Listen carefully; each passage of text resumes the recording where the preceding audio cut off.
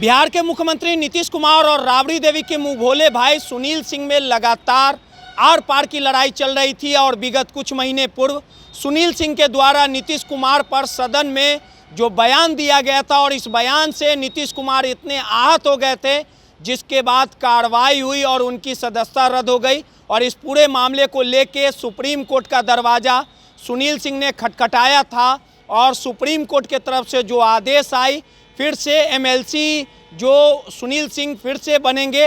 और इस आदेश के बाद सुनील सिंह ने खुशी जाहिर की और कहा कि सत्य की जीत हुई है।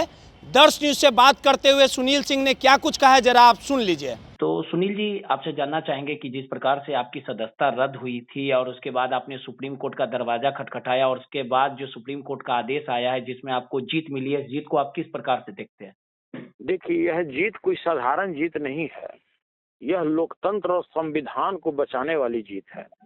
आप अच्छी तरह से जानते हैं कि जिस लोकतांत्रिक तरीके से एक व्यक्ति के ईगो सेटिस्फेक्शन के लिए गलत तरीके से मेरी सदस्यता ले ली गई, जो कतई किसी भी दृष्टि से उचित नहीं था, किसी भी व्यक्ति ने इसको सही नहीं माना।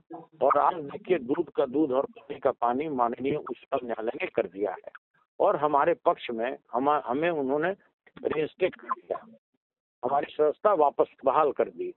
तो देखिए, यह सरकार को यह देखना पड़ेगा कि आपकी तानाशाही नहीं चल सकती है।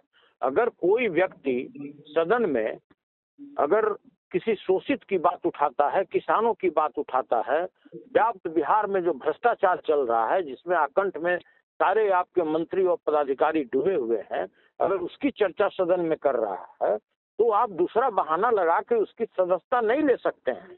यह गलत है और यह उन लोगों को वार्निंग दिया गया है कि भाई, आप अगर इस तरह से अगर कोई कार्य करते हैं तो वो संविधान के दृष्टिकोण से, न्याय के दृष्टिकोण से, किसी भी दृष्टिकोण से उचित नहीं होगा। ये वार्निंग है।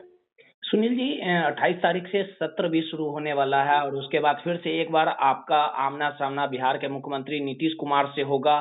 तो इस बार किस प्रकार से तैयारी है विपक्ष को लेके? और ये अरे भाई, तो माननीय मुख्यमंत्री जी सामने रहेंगे तो भाई कोई हुरार नहीं ना कि हमको खा जाएंगे। हम तो जो बात है, जिस चीज के लिए पार्टी ने हमको वहां सदन में भेजा है, किसानों की बात रखने के लिए, बेरोजगारों की बात रखने के लिए, हम तो न करेंगे, चाहे आपको अच्छा लगे या बुरा लगे। जो भ्रष्टाचार है, मृत्यु प्रमाण पत्र लेने के लिए भी रिश्वत देने पड़ते हैं, तो वो बात हम उठाना छोड़ दें। किसान को ब्लैक में खाद खरीदना पड़ता है, वो बात हम बोलना छोड़ दें कि सामने में मुख्यमंत्री जी बैठे हुए हैं इसलिए हम डर के टेबल के नीचे छुप जाएंगे। ये बात हम करेंगे। वहाँ पर जिस तरह से बेरोजगारों पर लाठीचार्ज हो रहा है, बेरोजगारों को जिस तरह से प्रताड़ित किया जा रहा है बिहार में, उसकी बात करना हम छोड़ दें। मुख्यमंत्री सामने रहेंगे तो हम डर जाएं। आप एक बात समझ लीजिए, 100% यह सही है कि चाहे हमको 2 बार 10 बार कितना बार भी सदस्यता हमारा अगर जाना रहेगा तो हमको असली बात बोलने से आप नहीं रोक सकते हैं। एक सवाल है सुनील जी कि जिस प्रकार से जो बिस्कुमान का भी चुनाव हुआ, आपकी पत्नी ने धमाकेदार जीत हासिल की, फिर रिकाउंटिंग किया गया और जितनी जल्दबाजी में आपका आवास खाली कराया गया, सुप्रीम कोर्ट के आदेश का इंतजार भी कर सकती थी सरकार। आखिर इतनी जल्दबाजी? देखिए, यह तो पूरा बिहार की जनता देख रही है ना कि मुझको किस मेरे ऊपर जुल्म और सितम ढाए जा रहे हैं लगातार। आज 16 महीना से ऊपर हो गया, अभी तक बिस्कुमान के अध्यक्ष और उपाध्यक्ष का इलेक्शन नहीं हुआ है। रोज इसके टाइम में रिशेड्यूल किया जाता है, रोज तरह तरह के इसमें पेचीदगियां लगाया जाता है कि किसी तरह से चुनाव नहीं हो। और आप ये अच्छी तरह से देख रहे होंगे कि सरकार के जो भी केंद्र सरकार हो, राज्य सरकार हो, वो देखता है कि जब तक मेरे आदमी यहाँ पर जीतने के नजदीक नहीं पहुंच जाए तब तक वो चुनाव कराने के लिए एग्री नहीं है। और ऐसा कहीं होता है क्या? अरे भाई, इस देश में संविधान है ना, आप संविधान से ऊपर थोड़ी हो गए। और आज तो न्यायालय ने बता दिया कि आप संविधान से ऊपर नहीं है। आप कोई भी काम ऐसा नहीं कर सकते हैं। आप तानाशाही में और सत्तारूढ़ पार्टी के जो लोग मद में चूर हैं, आप गलत कार्य नहीं कर सकते हैं। आज तो न्यायालय ने ये सिद्ध कर दिया।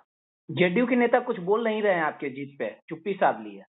अरे भाई, वो लोग भी देखिए, उसमें भी क्या है, वो तो जान ही रहे हैं कि शासन कोई मुख्यमंत्री तो चला नहीं रहे हैं। नेपथ्य में और लोग शासन चला रहे हैं। जदयू पार्टी में ही सब लोग थोड़ी ना खुश हैं इस सब रवैया से कि शासन कौन चला रहा है नेपथ्य में। ये सबसे जदयू के जो हार्डकोर है, जिसका समझिए कि पसीना लगा है, उनका समझिए कि पूरा एफर्ट लगा है इस पार्टी को खड़ा करने में, उनको किसी भी दृष्टिकोण से यह सही नहीं नजर आ रहा है कि मुख्यमंत्री जी को समझिए कि अचेतावस्था में रख करके कोई दूसरा व्यक्ति शासन चला रहा है। सुनील जी, कभी नहीं अच्छा लगता। सुनील जी, तो उन लोग को भी यह लगता था कि जिस तरीके से हमारा सदस्यता लिया गया वो किसी भी दृष्टिकोण से उचित नहीं था, न्यायपूर्ण नहीं था। सुनील जी, आपकी जीत पर, सत्य की जीत पर पूर्व आईपीएस अमिताभ दास ने लड्डू बांटा, कहा है कि यह सत्य की जीत है। देखिए, हम उनको धन्यवाद देते हैं, उनके प्रति आभार प्रकट करते हैं, और मैंने उनका देखा है जो भी वह बात पोर्टल के माध्यम से लोगों को संदेश देते हैं वो बिल्कुल 100% सही बोलते हैं। मतलब कहीं भी 1% भी किसी के पक्षपात पूर्ण वो बात नहीं करते हैं, और वो अच्छी तरह यह बात जानते थे कि भाई जिस लोकतांत्रिक तरीके से हमारी सदस्यता ली गई है वो किसी भी दृष्टिकोण से उचित नहीं है और हमें न्याय मिलेगा। और हमने इंतजार किया और देखिए एक न एक दिन हमें माननीय उच्चतम न्यायालय ने हमें न्याय दिया है। बात करने के लिए धन्यवाद सुनील जी आपका। धन्यवाद। तो आपने सुना कि सुनील सिंह ने सीधे तौर पे कहा कि बिहार के मुख्यमंत्री नीतीश कुमार तानाशाही रवैया अपनाते हैं, लेकिन कहते हैं कि सत्य परेशान हो सकता है, पराजित नहीं। सुप्रीम कोर्ट के तरफ से जो आदेश आया कि फिर से सुनील सिंह की जो सदस्यता है वो बहाल की जाए, और इस आदेश के बाद राजद खेमे में खुशी की लहर है। सहयोगी अनिल के साथ रोहित यादव, दर्श न्यूज, पटना।